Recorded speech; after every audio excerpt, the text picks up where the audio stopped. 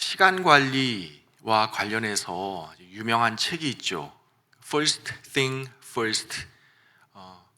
처음 것을 먼저 하라라는 제목으로 우리 한국어로 번역되어 있기도 한 책입니다. 그 스티븐 코비라고 하는 사람이 쓴 책인데요. 그 책에서 다음과 같은 일화를 들려주고 있습니다. 시간 관리 세미나에서 그 강사가 이제 마지막 시간에 여러 사람들이 모여 있는 앞에서 이런 테이블에다가 큰 유리병을 하나 꺼내놓고 거기에 처음 자갈을 주먹만한 돌이 있는 그 자갈을 가득 그 유리병에 채웠다고 합니다. 그러면서 사람들한테 질문을 합니다. 여러분, 이 유리병이 이제 꽉 찼습니까? 거기 있는 사람들이 보니까 다 유리병이 꽉 찼거든요. 이제 더 이상 채울 자리가 없거든요. 거기에 이 시간 관리 강사가 이제는 작은 자갈을 그 유리병 안에 넣었다고 합니다. 그러니까 그 작은 자갈들이 그 큰 주먹만한 자갈 틈 사이로 다 흘러들어서 유리병 안을 또 채우게 되었다는 것이죠. 그래서 이제 거기 있는 사람들한테 여러분, 이제는 유리병이 꽉 찼습니까? 이게 질문하니까 사람들이 보니까 더 들어갈 여지가 있구나, 그렇게 이제 생각을 했겠죠. 이제 그래서 이제 시간 관리 강사가 이제는 모래를 집어넣습니다. 그러니까 그 작은 모래알이 그 틈 사이로 다 또 채워졌겠죠. 그리고 이제 마지막으로 한 번 더 묻습니다. 여러분, 이제는 이 유리병이 꽉 찬 것 같이 보입니까? 그러니까 사람들이 눈치를 챘죠. 아니요 라고 말했답니다. 여러분, 이제 시간 관리 강사가 무엇을 부었을까요? 여러분, 이 책 읽어보신 분 계시는지요? 자, 이제 큰 자갈, 또 작은 자갈, 그리고 이제 모래로 꽉 채워져 있는 유리병인데 거기 이제 시간 관리 강사가 물을 가져다가 거기에 붓기 시작했습니다. 그러니까 그 사이로 그 유리병 안에 이제 물이 들어갔겠죠. 그리고 이제 유리병이 꽉 채워졌습니다. 그러면서 그 시간 관리 강사가 이제 거기에 있던 사람들한테 하는 이야기가, 여러분, 이제는 꽉 찬 것 같이 보이지요? 제가 지금 여러분에게 보여드린 이 퍼포먼스가 무엇을 의미하는 걸까요? 우리가 지난 6주 동안 이 시간 관리에 대해서 함께 배웠는데 마지막에 제가 이걸 보여드리는 목적이, 이유가 뭘까요? 그렇게 물었습니다. 그 중에 이제 어떤 사람이 손을 들어서 대답하기를, 우리에게 이렇게 참 많은 바쁜 일정들이 있는데 그 많은 바쁜 일정들 가운데도 이렇게 중간중간에 자투리 시간들이 많이 나는데 그 자투리 시간을 우리가 잘 활용하면 더 많은 일을 할 수 있다. 그 시간들을 더 많은 일들로 채워 넣을 수 있다는 것을 보여주신 것이죠. 그렇게 물었답니다. 근데 그 시간 관리 강사가 아니라고, 제가 말하고자 하는 것은 우리가 어떻게 하면 자투리 시간을 더 잘 활용해서 더 많은 일을 할 수 있을 것인가를 보여주기 위한 것이 아니라, 제가 지금 이걸 보여드린 까닭은, 여러분, 만약에 제가 유리병 안에 여러 가지 것들을 넣었는데 그 순서를 만약에 바꿔서 했더라면 어떻게 됐을까요? 만약에 물을 먼저 넣고 또 모래를 나중에 넣고 또 작은 자갈, 그리고 맨 마지막에 큰 자갈을 넣으려고 했다면 제가 이 모든 것들을 다 이 유리병 안에 담을 수 있었을까요? 그러니까 여기서 중요한 것은 가장 먼저 해야 할 것을 가장 먼저 하는 것이 중요하다는 것을 보여주기 위함이었습니다. 그렇게 이야기를 했다는 것입니다. 여러분, 우리가 살면서 가장 중요한 것을 가장 먼저 하는 것이 가장 중요합니다. 제가 시카고는 잘 모릅니다. 제가 LA에서만 거의 한 40년 가까이 살아가지고요. LA에 사는 사람들의 삶은 어떤지 제가 잘 압니다. 제가 뉴욕에도 한 2년 정도 산 적이 있는데요. LA에서 또 뉴욕에서 살면서 느낀 것은 우리 한인들이 참 열심히 산다는 겁니다. 그죠? 참 분주하게 삽니다. 그리고 다른 어떤 인종 사람들보다도 많은 일을 해내면서 그렇게 살아갑니다. 그죠? 우리 한국 사람들처럼 부지런하고 열심히 일하는 그런 사람들이 또 있을까요? 여러분, 생각해 보면 이렇게 새벽 예배 매일마다 아침 6시에 이렇게 교회에 모여서 기도하는 민족이 또 있을까요? 중국 교회가 하나요? 일본 교회가 하나요? 미국 교회가, 멕시코 교회가 하나요? 우리 한국 사람들만 가지고 있는 전통이 또 새벽 예배지 않습니까? 우리는 참 아침 6시부터 많은 일들을 하면서 그렇게 살아갑니다. 자, 그런데 중요한 것은 이렇게 우리가 많은 일들을 하면서 분주하게 바쁘게 부지런하게 살아가고 있지만 중요한 것은 가장 중요한 것을 가장 먼저 하는 것이 가장 중요하다는 것입니다. 여러분, 우리가 이 땅 살면서 가장 중요한 것이 뭘까요? 그것은 예수님께 연결되어 있는 것입니다. 예수님께 연결되는 것. 예수님과의 관계. 여러분, 이것이 가장 중요합니다.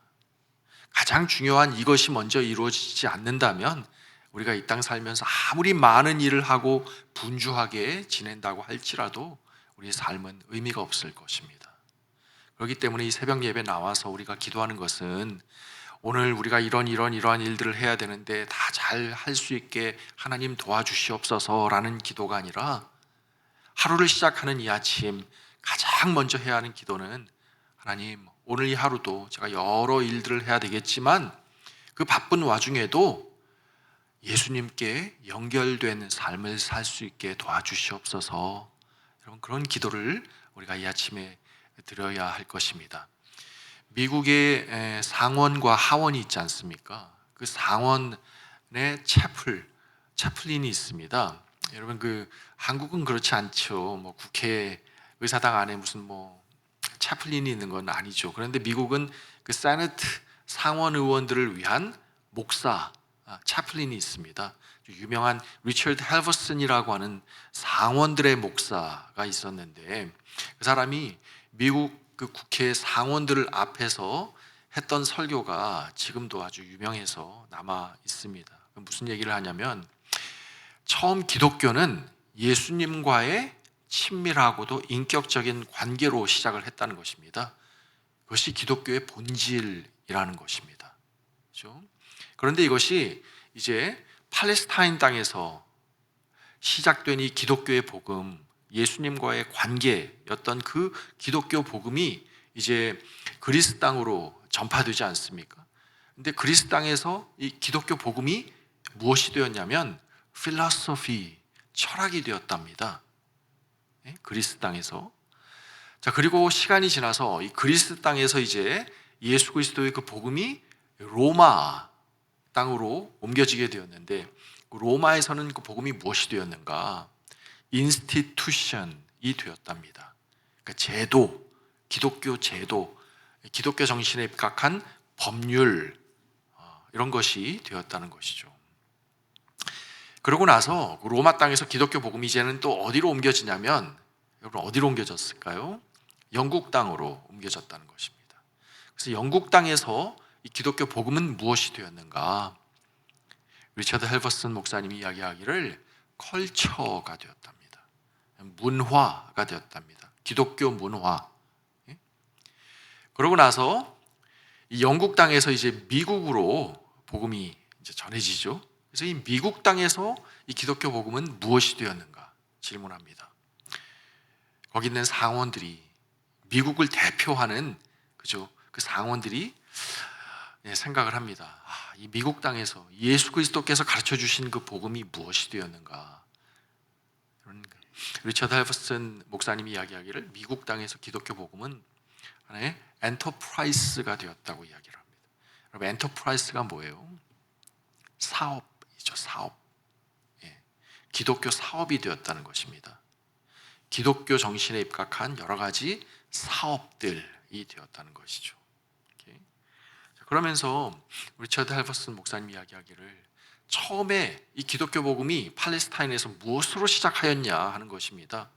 예수님과의 그 인격적이고도 친밀한 관계로부터 시작한 그 복음이 시간을 거치면서 여러 땅을 거치면서 철학으로 또 제도로 문화로 하나의 사업으로 변질되어 갔다는 것입니다. 여러분, 이 기독교 복음이 이제 한국 땅으로 옮겨졌을 때 한국 땅에서 지금 이 기독교 복음은 무엇이 되고 있습니까? 여러분 한번 생각해 보십시오. 그 기독교 복음이 이 시카고 땅에 전해졌을 때 이 시카고 한인 제일 장로교에서 예수님의 그 복음은 무엇이 되고 있습니까? 그 기독교 복음이 여러분 안에 들어와서 여러분의 삶에서 지금 무엇이 되고 있습니까? 여러분께 예수님은 어떤 분이십니까? 하나의 철학입니까? 하나의 문화입니까? 그저 여가 생활입니까? 외로운 이민 생활을 달려주는 하나의 진통제입니까? 기독교는 예수님과의 관계입니다. 그렇기 때문에 오늘 본문 말씀에서 우리 예수님께서는 나는 포도나무다. 그리고 너희들은 가지다. 그렇게 말씀하십니다. 제가 LA 살면서 포도나무를 키워본 적이 있습니다. 여러분, 이 포도나무는 이렇게 포도나무에서부터 이제 가지가 이렇게 뻗어 나옵니다. 그리고 그 가지에서 많은 포도송이 열매들이 열리게 되는 것이죠. 그런데 그 가지가 포도나무로부터 만약에 잘라져 있으면 그 포도나무의 가지는 열매를 맺을 수가 없을 것입니다. 그죠? 가지에게 있어서 중요한 것은 그 포도나무에 연결되어 있는 것입니다. 그죠? 그것이 가장 중요한 가지의 목적일 것입니다. 내가 어떻게 하면 열매를 많이 맺을까? 가지가 그것을 고민하다가는 그것보다 더 중요한 것은 포도나무에 연결되어 있는 그 상태를 유지하는 것. 포도나무에만 연결되어 있다면 그 가지는 많은 열매를 맺게 될 것입니다. 오늘 본문 말씀에 보시면 우리 예수님께서 나는 포도나무에 너희는 가지라. 그가 내 안에 내가 그 안에 거하면 사람이 열매를 많이 맺나니 그렇게 말씀합니다. 그가 내 안에, 여러분이 예수님 안에 그리고 예수님께서 여러분 안에 있다면 여러분의 삶에 많은 아름다운 열매들이 맺히게 될 것입니다. 여러분, 이걸 한번 생각해 보세요. 예수님께서 내 안에 그리고 내가 예수님 안에 있다는 것은 무엇을 의미하는 걸까요? 먼저 예수님께서 우리 안에 있게 되면 예수님 안에 있는 그 모든 것들이 우리의 것이 되는 것이죠. 그렇죠? 예수님 안에 무엇이 있습니까? 예수님의 그 사랑과 예수님의 그 자비하심과 예수님의 그 용서하심과 예수님의 그 온유하심과 예수님의 그 하나님을 향한 헌신과 순종과 그 모든 예수님 안에 있는 선하고 아름다운 것들이 우리 안에 있게 된다는 것이죠. 예수님이 우리 안에 있게 될 때 말입니다.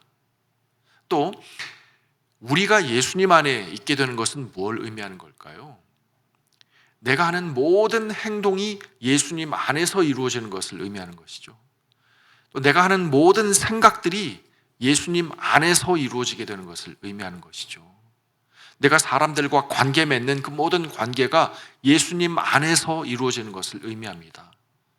그가 내 안에, 내가 그 안에 있다는 것은 다시 말해서 예수님과 나의 삶이 상호 일치하는 삶, 혼연일체가 되는 삶. 그래서 점점 내가 더 예수님을 닮아가는 삶이 되는 것을 의미하는 것이죠. 여러분, 우리가 그리스도인이 된다는 것은 우리가 예수님을 닮아가는 것입니다. 우리가 예수님처럼 되어가는 것입니다. 여러분, 바이올린이라고 하는 그 단어가 있는데 바이올린이라고 하는 그 단어는 비올라 뒤에 ION이 붙으면 우리 한국말에 문법 용어지만 지소어라는 것이 있죠. 그러니까 어떤 것이 작은 형태일 때 그 지소어를 붙입니다. 그러니까 예를 들어서 비올라의 뒤에 지소어가 붙으면 바이올린이 되는 거죠. 그 바이올린은 무슨 뜻입니까? 작은 비올라다, 그런 뜻이죠. 그렇죠? 우리를 크리스찬이라고 부릅니다. 그것은 크라이스트 뒤에 ION이 붙은 거죠. IAN. 그렇죠? 그러니까 우리가 크리스찬이라고 말할 때 그것은 우리가 작은 예수라는 의미입니다. 우리 한 사람 한 사람은 작은 예수로 살아가는 사람들입니다. 그것은 우리의 말이 예수님의 말이 되고 우리의 손이 예수님의 손이 되고 우리의 발이 예수님의 발이 되는 삶. 그래서 예수님의 마음이 나를 통해서 이 땅에 전해지고 예수님께서 하시고자 하는 일이 우리의 손과 발을 통해서 이 땅에 이루어지게 되는 삶. 그래서 여러분, 우리는 이 땅에 작은 예수들로 살아가는 사람들입니다. 교회 안에서뿐만 아니라 교회 바깥에서도 우리의 일상의 자리에서 말이죠. 우리가 예수님 안에 거한다는 것은 나의 삶의 모든 영역이 예수님 안에서 이루어지는 것을 의미합니다. 그렇죠? 그렇기 때문에 여러분, 우리는 가면을 쓰지 않습니다. 코로나 기간 동안 여러분 어떻게 지내셨습니까? 그 참 혹독했던 3년 동안 우리는 참 가면을 쓰고 마스크를 쓰고 그렇게 살았어요. 얼굴을 가리고, 그렇죠? 입을 가리고 그렇게 살지 않았습니까? 이제 코로나는 끝이 나서 그 마스크는 벗었지만 사실 보면 많은 크리스찬들이 지금도 마스크를 쓰고 살아가고 있는 것을 보게 됩니다. 그때그때 바꿔 쓰는 가면이죠. 그렇죠? 그래서 집에서 쓰는 가면이 따로 있고, 또 교회에 오면 교회 주차장에 들어서면서 바꿔 쓰는 또 가면이 있고, 또 직장에서 쓰는 가면, 자녀들을 대할 때 쓰는 가면, 또 세상 속에서 우리가 살면서 만나는 타인종들 앞에서 쓰는 가면이 따로 있고, 그렇게 많은 가면과 마스크를 바꿔 쓰면서 살고 있지는 않습니까? 아무도 보는 사람이 없을 때, 혼자 있을 때 쓰는 또 가면이 따로 있죠. 그럼 많은 마스크, 가면들을 우리는 바꿔 쓰면서 살고 있지는 않습니까? 우리가 예수님 안에 거한다는 것은 그 모든 가면들을, 마스크를 벗고 사는 것을 의미합니다. 그래서 누가 보든 보지 않건, 혼자 있건 여러 사람들과 함께 있건, 내가 교회 안에 있건 교회 바깥에 있건 언제나 어디서나 예수님의 사람으로 살아가는 것을 의미하는 것이죠. 나의 삶의 전 영역이 예수님 안에 있는 삶을 의미하는 것일 겁니다. 그래서 나를 떠나서는 너희가 아무것도 할 수 없습니다. 우리 한국 사람들은 참 뭔가 실적, 눈에 보이는 어떤 성과 이런 걸 참 중요하게 여기는 그런 사람들인 것 같아요. 그죠? 얼마나 일을 많이 했나, 그죠? 어떤 성과를 내었나, 어떤 실적을 내었나, 어떤 눈에 보이는 어떤 가시적인 결과 이런 게 참 우리한테는 중요한 것 같습니다. 그런데 나를 떠나서는 너희가 아무것도 할 수 없습니다. 아무리 많은 일을 할지라도 우리가 예수님을 떠나서 한 것은 아무 의미가 없다는 것입니다. 우리 하나님께서는 어떤 사람을 칭찬하실까요?